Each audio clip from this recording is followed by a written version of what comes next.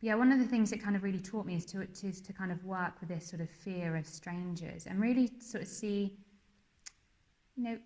when is that justified, which is maybe sometimes, but a lot of the time it's just not. A lot of time it's just not. And we can close our hearts down in ways that means that we miss out on this amazing opportunity to welcome someone into your home that you don't know and who's really actually quite vulnerable. We've been exploring how we construct and cling on to this sense of a fixed, kind of permanent, knowable self, a separate self. And this morning, what I wanted to do is just focus on that sense of separateness. If we go back to the slogans, we just want to focus on the I that's separate, the me that's separate, to all you out there. Everything that I don't identify as kind of me and mine. The suffering, I guess, we cause ourselves and others from operating from that sense of separateness.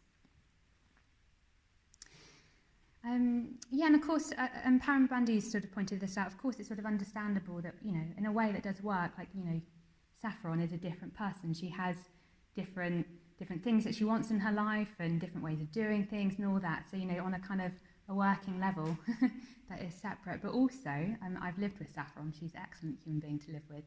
And living with her, I know that, we also sort of really condition each other and we're sort of part of each other's experience. So, yes, she's separate to me, but not quite in the way that I might think that she is. And you're not as separate to me as the kind of way that I might think that you are.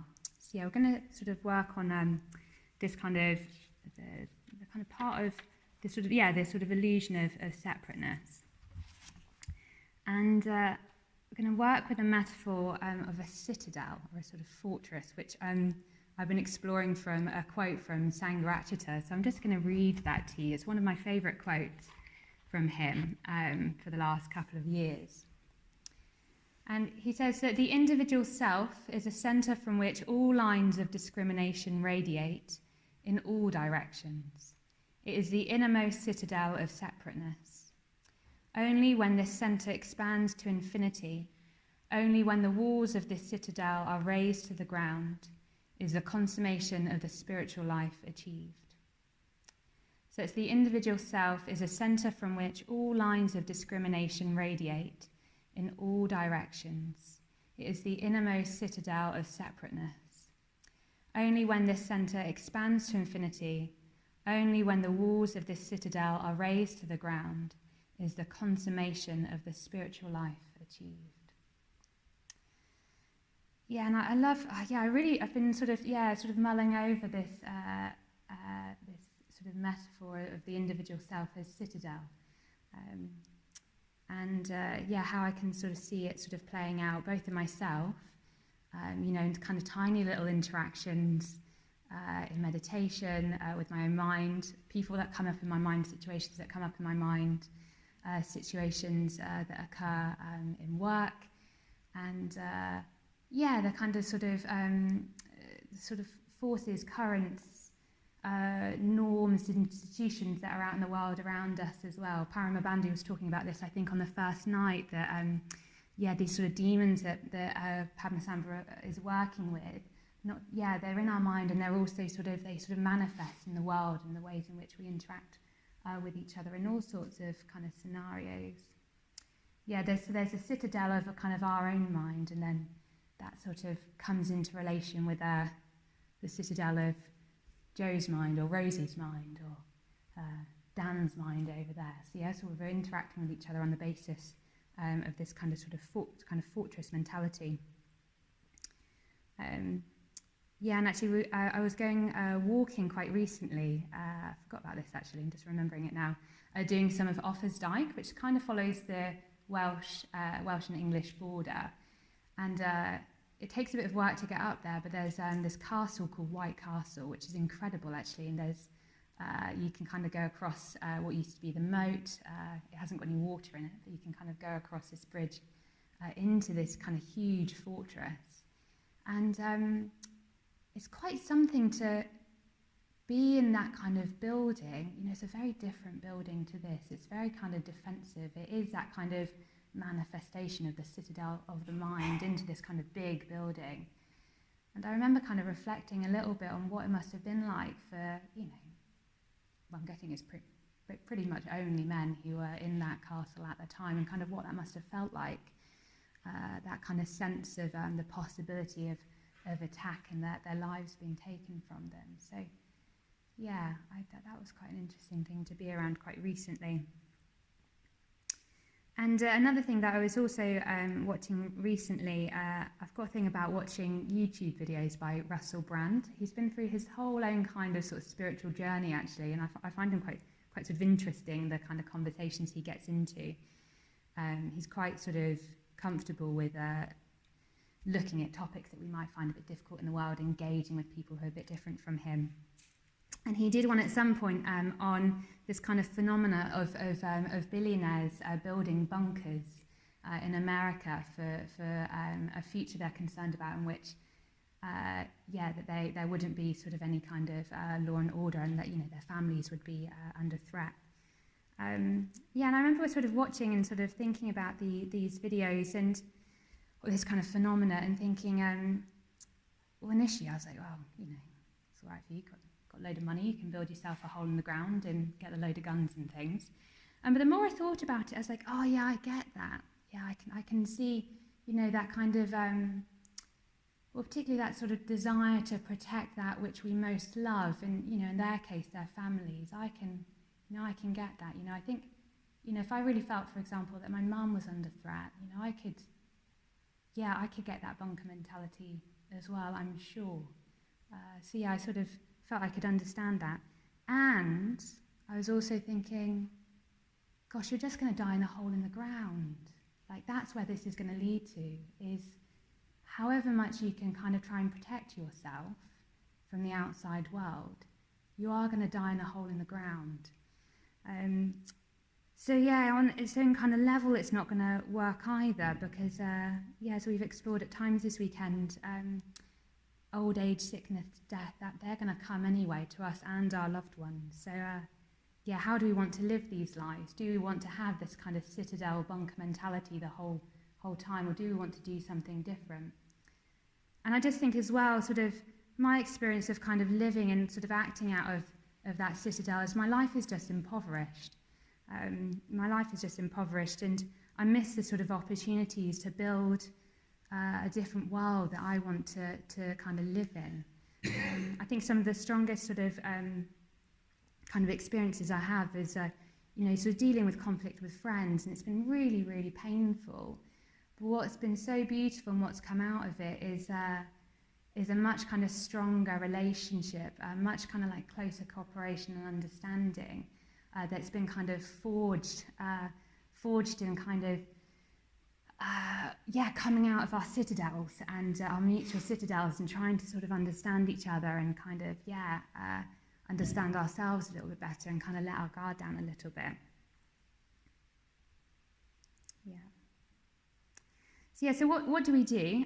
What do we do with this citadel? And Sangharakshita says, so only when this centre expands to infinity, only when the walls of this citadel are raised to the ground, is the consummation of the spiritual life achieved.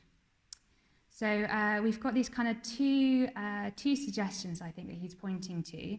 So raising the walls to the ground and expanding the centre to infinity. And I'm going to approach them slightly differently. So first of all, raising the walls to the ground, kind of riffing off of Daisy last night, let the love in.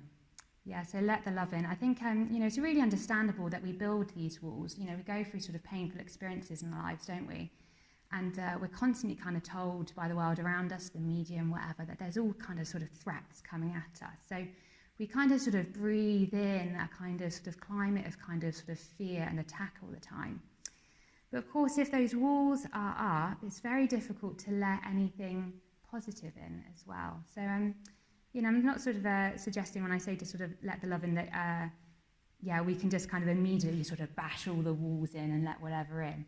But let's maybe just start by taking a brick down and having like a little look out and see if maybe there's something coming towards us that's not just more threat. Maybe we can kind of put our attention on those things that we do have that sustain our lives, that are incredibly positive, you know. And I love hearing more about how Vajrasana was constructed, because I just think, oh yeah, like people came together to do this. Like I can be here because there's all this kind of thought has gone into it. And yeah, Sangharakshita, my teacher as well, you know, this wouldn't have existed without him, and this retreat wouldn't exist without all of you guys being here. You know, it's a kind of collective thing that we create together, this atmosphere.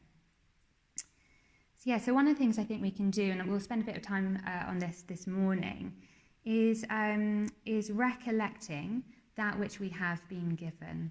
So I think we do tend to, just speaking from my own experience, we can really kind of focus, I think, on what we don't have, and a kind of sense of lack. And of course, what we sort of focus on, well, that's what our sort of mind, what's the line? Is it what our mind dwells on, we become? Something like that, yeah. So if we dwell on all the things that we don't have, well, we're going to feel like we don't have anything. That sense of kind of isolation, separateness is just going to keep getting developed. But of course, if we do the opposite, if we dwell on what we've received, there's much more sense of kind of abundance and connection that we can kind of rest on. So that's one of the things I'm going to suggest that we do, is let the love in. You might not even recognise it as love. I was just lying down outside earlier on and just letting the sun shine down on me, and just really taking in the sensations of the sun. That kind of, you know, and without it, I'm not alive. We're not here.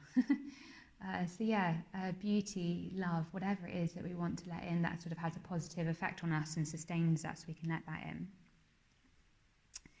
So there's that. And then I was thinking about the centre expanding to infinity, and the line I had that came up for sort of working with that as a method was perform radical acts of generosity. Radical acts of generosity. There's a lot that can be said about generosity as a spiritual practice. One of the things that I've been taught, sort of Buddhist teaching, is that if you can't do anything else, give. If you can't do anything else, give. So I've been reflecting quite a bit on how I've expanded my centre out increasingly. It's certainly not infinity. Anyone who knows me well enough knows it's not there. We would have been doing this with the Metta Bhavana this morning. And there's lots of we can do a meditation that can help with that reaction process. The reaction practice is really good at that too. Noticing that kind of a contraction and the withdrawal and working with it. And I think I can really say from my own experience that some buttons only get pressed when I'm actually kind of putting myself in a condition in which something in particular sort of gets stirred up. So I'm sure we've had this in our own meditation experience. You know, you're sort of you're doing the Metta Bhavana and practicing love and kindness, or you've been on retreat, and then you sort of go home or go to work or whatever it is, and something happens, and like boom, walls are back up, cannons are out, laser is pointed, and you think, oh, okay, what's going on here?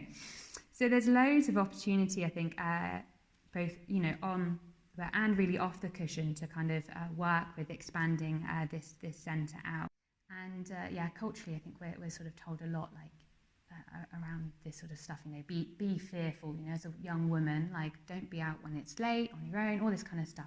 Be fearful of most things. Actually, I think that's probably what I was told by a lot of media and stuff growing up. Is the world out there is scary.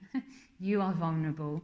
Don't talk to strangers. And of course, that's a sensible thing, isn't it, to teach children when they're growing up.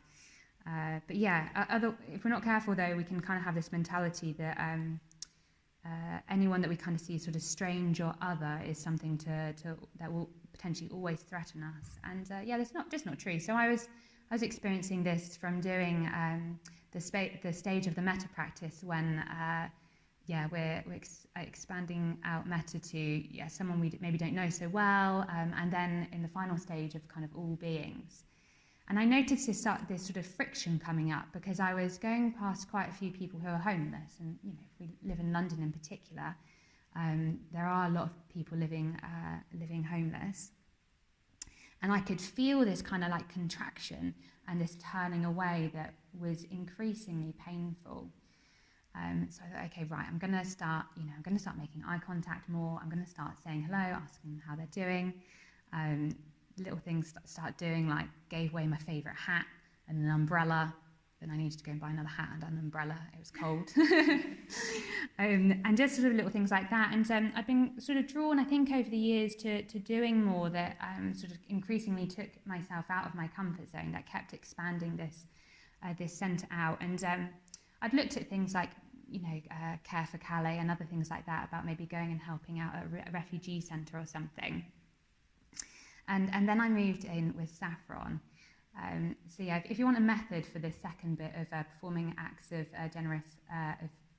radical acts of generosity, go and live with Saffron for a bit. She'll teach you.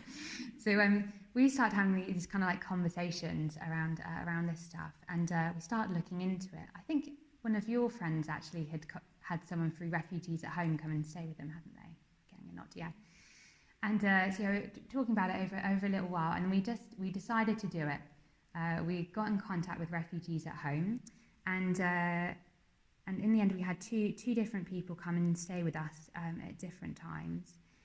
And I think in terms of, it was a thoroughly good thing to do. Do it for other people. That's a really good reason to do it.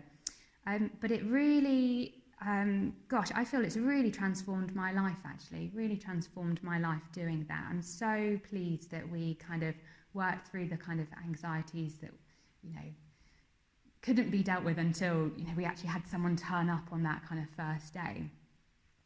So that's, and actually the first young man who came and stayed with us, actually Saffron was away for the first couple of nights, and I just decided, that's fine, he can come and stay. But I couldn't sleep for the first couple of nights, actually. I had this idea that I was just going to be completely okay with it, having a young man that I'd never met before coming in and staying with me. And but clearly something in my psyche just was not, was afraid, and I had to kind of sort of work with that. But actually he was such a wonderful human to live with, really full of just like kindness and grace. He spoke a little bit of English, I spoke a little bit of his language, and we kind of sort of muddled our way through. One of the things it kind of really taught me is to kind of work with this sort of fear of strangers, and really sort of see, when is that justified, which is maybe sometimes, but a lot of the time it's just not, and we can close our hearts down in ways that means that we miss out on this amazing opportunity to welcome someone into your home that you don't know and who's really actually quite vulnerable. I think that's one of the things I learned actually through that, and through talking to Refugees at Home beforehand, was I'd been taught that the power dynamic meant that I was vulnerable in that situation, and it wasn't actually. He was in a vulnerable situation. I could have said anything and he'd be out in the streets straight away. You are incredibly vulnerable coming into this country as a refugee and asylum seeker. And that was really helpful, is to kind of challenge the story I had.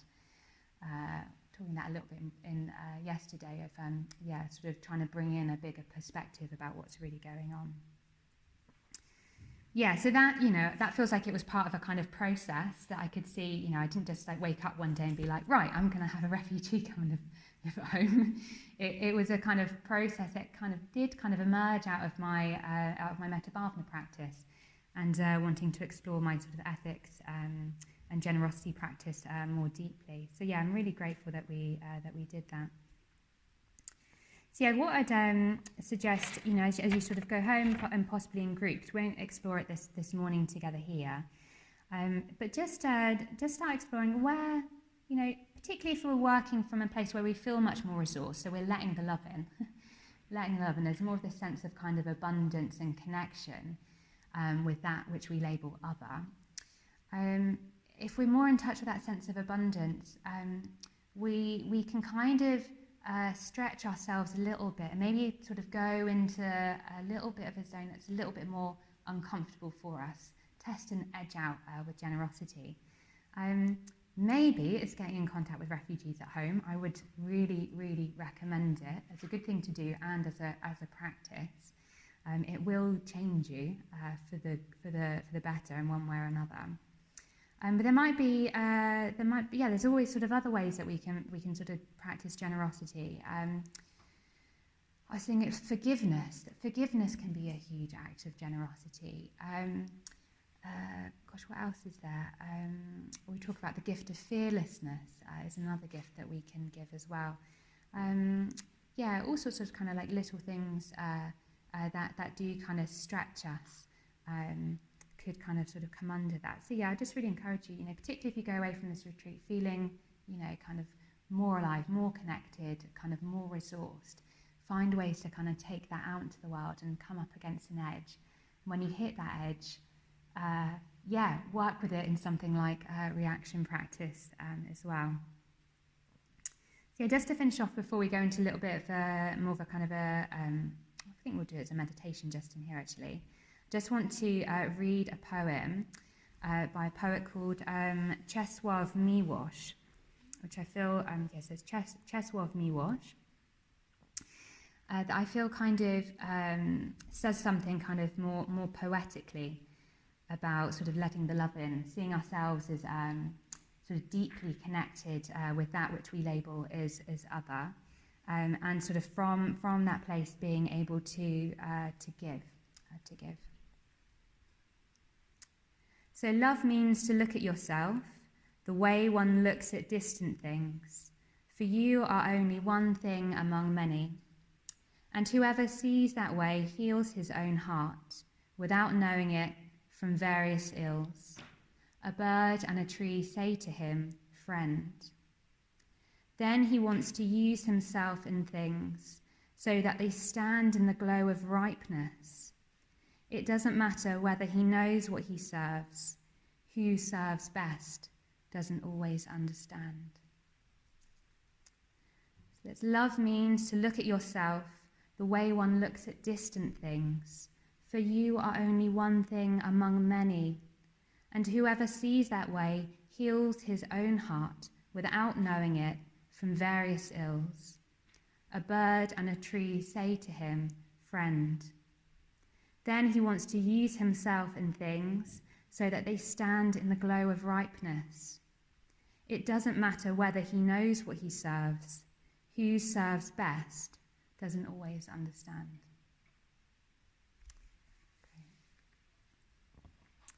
Just let that sort of sink in a little bit. And what I wanted to do in the sort of second half, we're just going to have just about a 20-minute practice, and we're gonna focus on this first bit of letting the love in. I'm so pleased that Daisy talked about this last night, because I think it just sort of shows how difficult it can be actually to sort of take in how much we are given very freely by all sorts of people, known and unknown to us around us. So what I'm going to suggest you just do is we're just going to sit for just 20 minutes and just allow your sort of mind to sort of just sort of see what comes up around what you've been given. It might be sort of being here at this retreat centre. You might think of things that friends or colleagues have given you. It doesn't need to be material things. It could be education, training, all sorts of stuff, life itself. See what comes up sort of more obviously.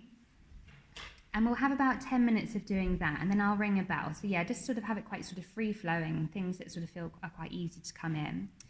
And then the last 10 minutes, just see if you can kind of maybe open up to the sort of less obvious, or the things that, we might not let in. So we can often do this, it's quite helpful practice with the stage of the Metta Bhavana when we're bringing up someone that we're having a bit of a reaction to.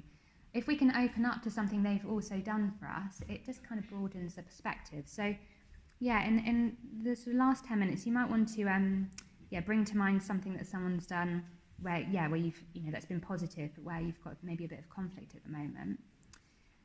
But also might like to invite in anything that you've received from strangers as well.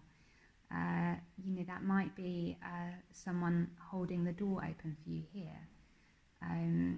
It might be, just like a little interaction you've had with someone on the street. It could be something what could seem very, very kind of small and fleeting, but something that's been freely given by someone you don't know.